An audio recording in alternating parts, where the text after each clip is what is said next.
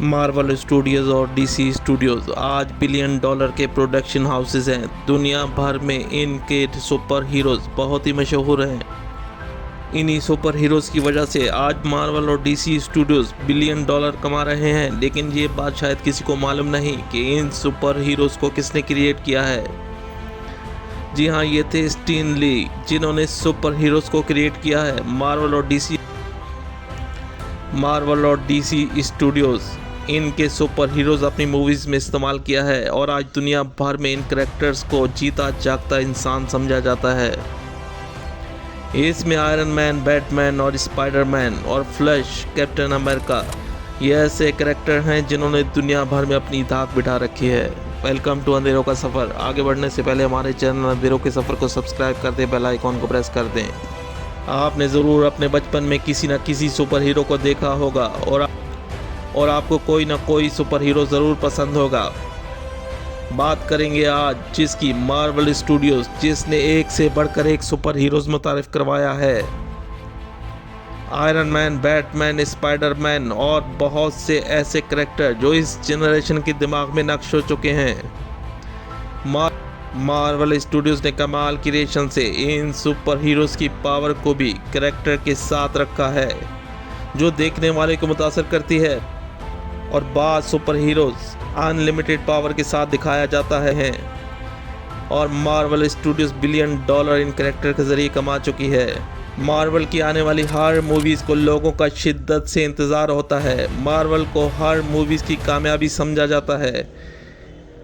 इनकी ऑडियंस ज़्यादातर tin edges और यंगर लोग हैं।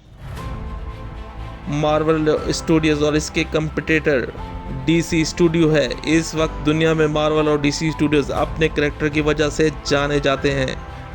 इन दोनों के प्रोडक्शन हाउसेज शोरा या फाक मूवीज़ बनाई हैं।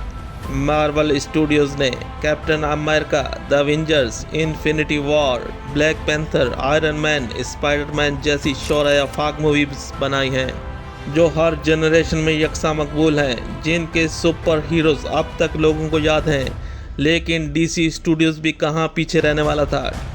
डीसी स्टूडियोज़ के क्रेडिट में man of steel, justice league, Batman, joker और बहुत सी कमाल मूवीज़ दुनिया में पेश की हैं।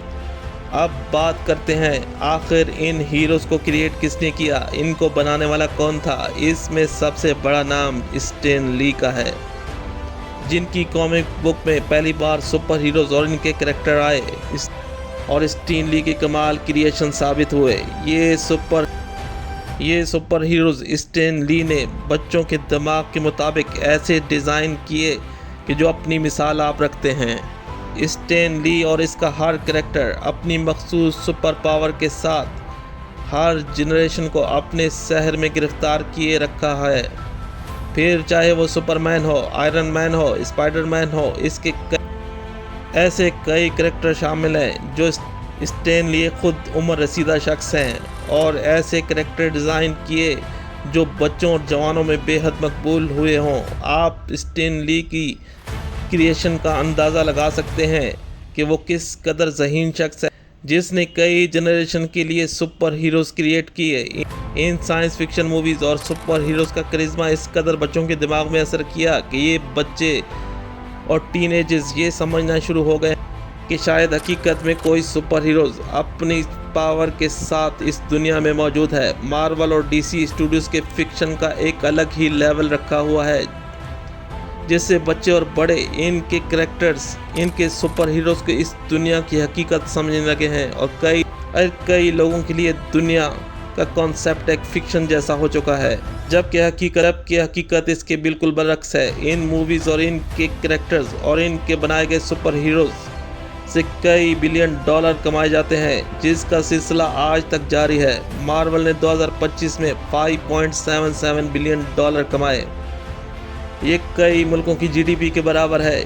आप सोच सकते हैं कि इन सुपर हीरो से कितना पैसा कमाया जाता है, यहाँ बात ख़त्म नहीं होती।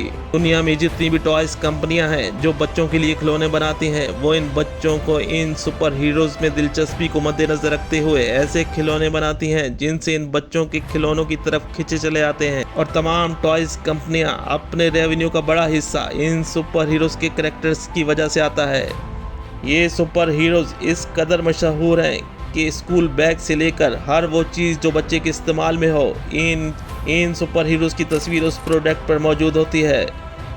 डीसी स्टूडियो ने अपने सुपर हीरोज़ को अनलिमिटेड पावर के साथ दिखाया जाता है, जबकि मार्वल स्टूडियोज़ को अपने सुपर हीरो को मखसूस पावर के साथ लिमिटेड पावर के साथ दिखाया जाता है। इन दोनों प्रोडक्शन हाउसेस के मूवीज़ के साइड इफ़ेक्ट्स ही बच्चों में नज़र आने लगे हैं। इनकी तख्लीकी सलाहियत बहुत मुतासिर हो चुकी है और अब बच्चे एक फिक्शन दिमाग रखते हैं और हर बच्चा ये कोशिश करने लगा है कि ऐसे सुपर हीरो जैसी पावर हासिल हो जिसका हकीकत से कुछ लेना देना नहीं।